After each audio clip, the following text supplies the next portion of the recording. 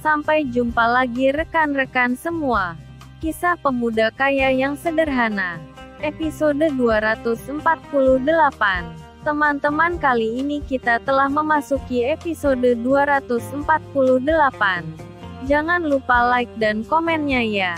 Dan bagi yang belum subscribe, silahkan subscribe dulu supaya teman-teman dapat pemberitahuan jika kami upload cerita terbaru.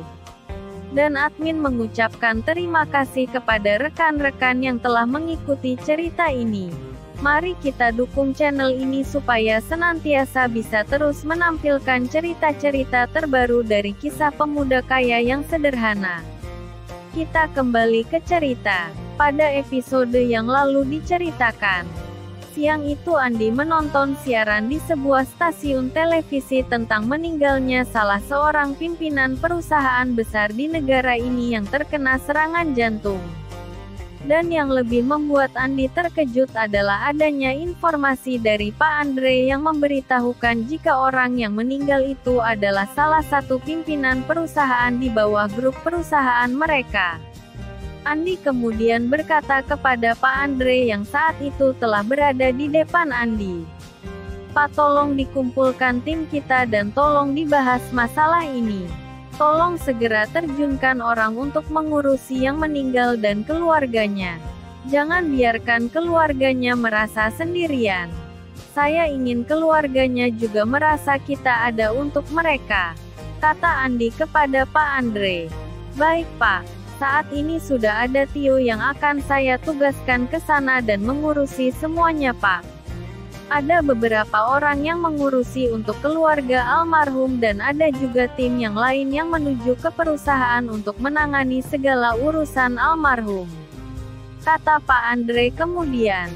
"Bagus Pak, kalau begitu. Saya ingin kita ada untuk semua pimpinan perusahaan di bawah kita. Termasuk Pak Andre dan staf khusus yang lain juga akan saya perlakukan sebaik yang saya mampu Pak," kata Andi sambil berdiri dan tersenyum kepada Pak Andre. "Baik Pak Andi, terima kasih Pak. Saya yakin keluarga Pak Daniel akan berterima kasih banyak kepada perusahaan ini." "Ya, Pak Daniel adalah nama pimpinan perusahaan yang meninggal itu. Pak Andre, nanti Bapak hubungi keluarga Pak Daniel atau Bapak minta Pak Tio untuk menyampaikan ini kepada keluarga Pak Daniel ya.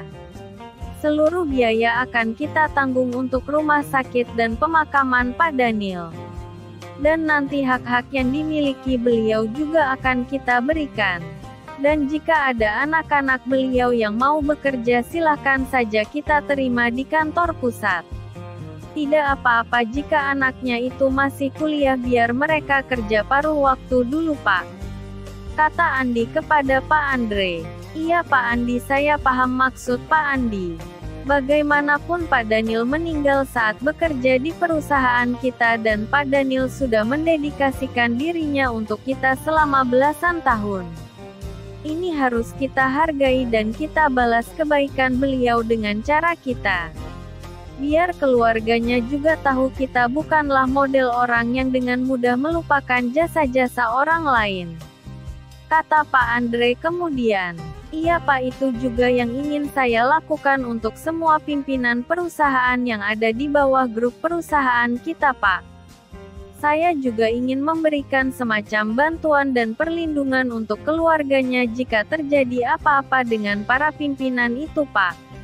Asuransi dan dana pensiun memang sudah kita persiapkan, namun saya ingin memberikan lebih kepada mereka Pak."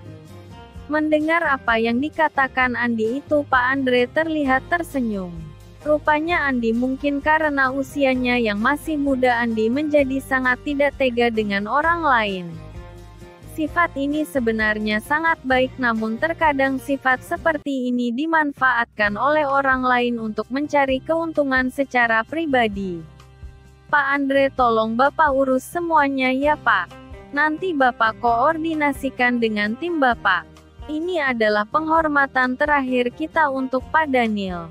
Pak Andre, saya mau keluar dulu Pak. Saya mungkin mau sedikit jalan-jalan di sekitar perusahaan ini Pak," kata Andi dan segera Andi meninggalkan ruangan itu. Andi hari ini tampil tidak seperti biasanya. Hari ini Andi mengenakan setelan jas berwarna biru dan baju berwarna lengan panjang. Penampilan Andi hari ini seperti seorang bos sebuah perusahaan. Saat ini jam telah menunjukkan pukul 3 sore. Andi sore ini terlihat berada di ruang lobi. Ternyata di ruang itu ada 2 orang staf ahli Andi. Pak Doni dan Pak Rizal saat itu tengah bertemu dengan tamu penting dari perusahaan lain. "Sebentar Pak, saya mau bertemu dengan bos dulu," kata Pak Rizal kepada beberapa orang tamunya. "Oh iya, silahkan Pak." Dan tampaklah Pak Rizal kemudian menghampiri Andi. "Pak, selamat sore. Ada apa Pak, kok tumben jam segini Bapak ada di sini?" "Ada yang perlu saya lakukan Pak," tanya Pak Rizal kemudian kepada Andi. Andi kemudian mengatakan tentang kematian seorang pimpinan perusahaan yang bernama Pak Daniel dan Andi meminta Pak Rizal untuk bekerja sama dengan Pak Andre menangani hal ini. Dan tanpa ditanya lebih lanjut ternyata Pak Rizal juga menatakan kepada Andi kenapa saat ini dirinya sedang berbicara dengan beberapa orang tamu perusahaan. Pak Rizal mengatakan jika saat ini dirinya sedang mendampingi seorang direksi yang sedang ada pertemuan dengan beberapa orang direksi dari perusahaan yang lain. Ternyata tamu-tamu Pak Rizal saat itu pun tampak memandang ke arah Andi. Para tamu-tamu yang merupakan para pimpinan perusahaan tampaknya kurang yakin jika pemuda yang saat ini tengah berbincang-bincang dengan Pak Rizal adalah bosnya Pak Rizal. Dan sang direksi yang saat ini ditemani Pak Rizal rupanya sudah tahu dengan Andi. Salah seorang direksi yang menjadi tamu itu pun kemudian bertanya kepada orang yang didampingi Pak Rizal tentang siapa pemuda itu. Dan terkejutlah tamu itu ketika mendengarkan jawaban jika pemuda itu adalah seorang komisaris utama di perusahaan raksasa ini. Ternyata perusahaan sebesar ini komisarisnya adalah seorang anak muda. Sungguh luar biasanya perusahaan ini. Seorang anak muda menjadi komisaris dari sebuah perusahaan yang menggurita dengan ratusan perusahaan ada di bawah lini bisnisnya. Batin tamu perusahaan itu. Dan ketika Andi sedang di ruang lobi itu tampak beberapa orang staf perusahaan menunduk dan memberikan hormat kepada Andi. Sangat jelas perbedaan yang dirasakan oleh Andi hanya karena dirinya berpenampilan beda dari biasanya. Rupanya hanya karena gaya berpakaian yang berbeda menimbulkan dampak terhadap orang-orang di sekitarnya. Dan hal ini membuat Andi merasa risih dibuatnya. Andi kemudian berjalan ke arah sebuah lift untuk kembali ke dalam ruangannya. Ternyata Andi tidak nyaman dengan semua ini. Setelah sekitar 10 menit Andi telah keluar ruangan lagi, namun kali ini Andi tampak tidak mengenakan jas dan bajunya menjadi baju lengan panjang yang digulung sampai mendekati siku. Baju itu bermotif kotak warna putih kebiruan. Dengan penampilan barunya kali ini Andi tampak seperti seorang staf biasa pada umumnya. Dan dengan penampilan ini banyak orang yang seakan tidak mengenali Andi lagi. Kali ini Andi sudah tidak mencuri perhatian dari para staf perusahaan. Saat ini Andi telah berada di sebuah ruang dekat pintu masuk perusahaan. Ruangan ini berada di sisi lain dari perusahaan ini. Tempat ini bisa disebut pintu belakang dari gedung ini. Pintu belakang langsung tembus ke halaman belakang perusahaan ini yang menjadi tempat parkir di perusahaan. Kali ini Andi tampak berdiri dan melihat lalu lalang para staf perusahaan dan tamu-tamu perusahaan yang tampak keluar masuk perusahaan. Dan ketika itulah Andi melihat sesuatu yang mengganggu pikirannya. Tampak seorang pemuda berusia sekitar 25 tahun memasuki perusahaan ini. Pemuda ini berpenampilan mirip dengan dirinya. Pemuda ini mengenakan baju warna putih digulung sampai ke lengan. Andi kemudian teringat beberapa tahun lalu ketika dirinya sedang diwisuda. Pemuda yang dilihatnya itu adalah Dennis. Seorang pemuda dengan IP tertinggi. Dan setelah Andi yakin dengan pemuda yang dilihatnya itu, maka Andi kemudian menyapa pemuda itu. Sore Den. Maaf ini Dennis kan? Tanya Andi kepada pemuda itu. Pemuda yang disapa Dennis itu pun kemudian mengarahkan pandangannya ke arah Andi. Dan pemuda bernama Dennis itu pun langsung berucap, "Kamu Andi kan?" Kata pemuda bernama Dennis itu sambil sedikit mengerutkan keningnya. "Iya Dan, aku Andi. Apa kabar Dan? Tumben kamu datang ke perusahaan ini. Ada apa Dan?" Tanya Andi kemudian. "Aku ada perlu nih di perusahaan ini. Dan kamu gak harus tahu apa kepentinganku kan An?" Kata Dennis kemudian. Wah, si Dennis sudah menunjukkan gelagat tidak bersahabat dengan Andi. Andi dan Dennis memang tidak berteman dekat saat kuliah, namun mereka cukup akrab karena mereka masih satu jurusan. "Kamu kerja di sini An?" Tanya Dennis kemudian.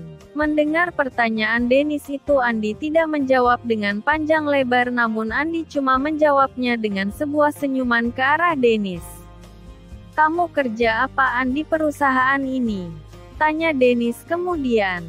"Yah, yang penting punya aktivitas saja Dan," kata Andi kemudian. Dan tak berapa lama kemudian ada seorang staf perusahaan yang menghampiri Dennis. "Mas Dennis ya?" kata staf perusahaan itu kepada Dennis. "Iya Pak, saya Dennis. An, aku ke dalam dulu ya.